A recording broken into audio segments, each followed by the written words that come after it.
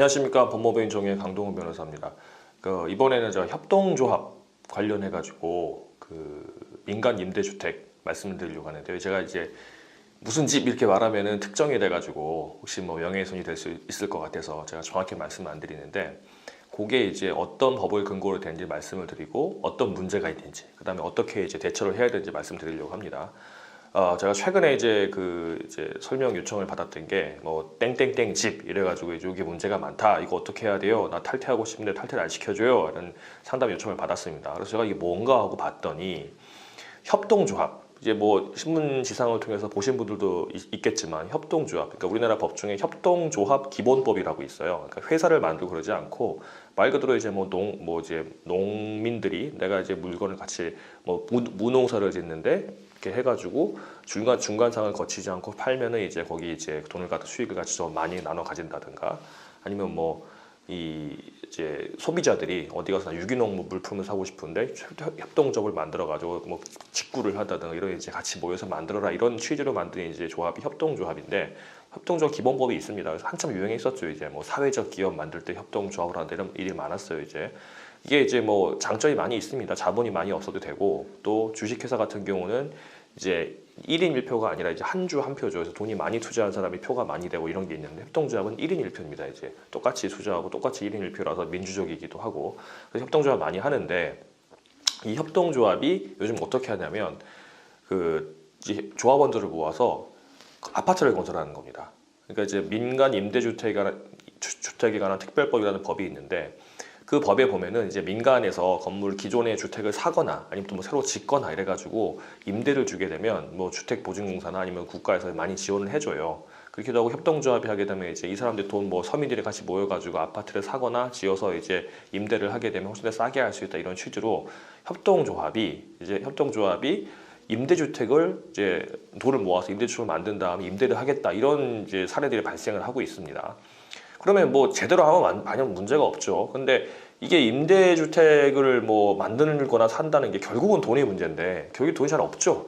그래서 뭐 토지가 잘 확보되지도 않은 상태에서 조합원을 모집하거나, 뭐 토지가 확보됐다고 하더라도 아파트를 지을 수 없는 땅이 확보가 됐거나, 아니면 뭐 자금 계획이 제대로 되지도 않았는데 조합원을 모집하거나, 또 조합원을 모집했는데 제대로 돈을 뭐 환불해주지도 않거나 탈퇴한다는 사람한테 이런 피해 사례가 다양하게 발생을 하고 있습니다.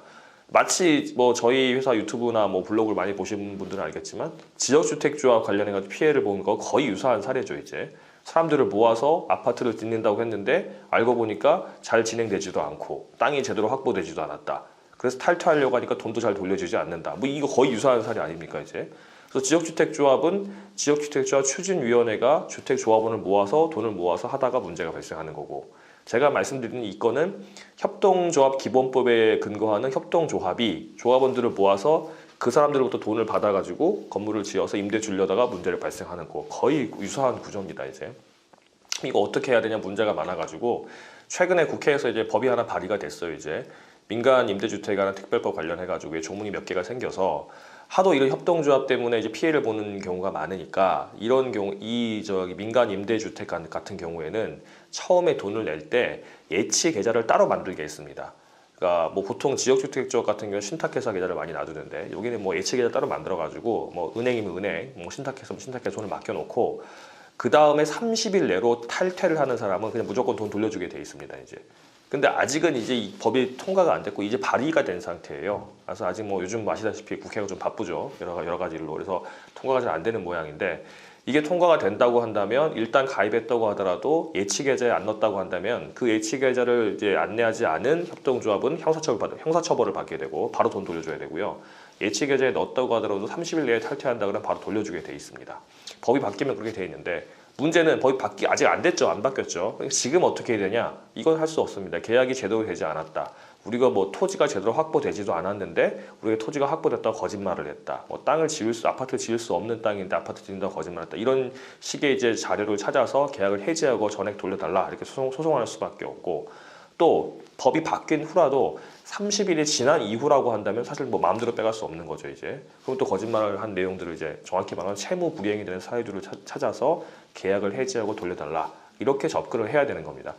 뭐 저도 요즘 뭐 피해 사를 최근에 들어가지고 자세히 보지는 않았는데 법을 찾아보고 보니까 이런 내용이 있더라고요. 그래서 좀 더 자세한 내용은 블로그에 올려놓을 테니까 참고를 하시면 될 것 같습니다.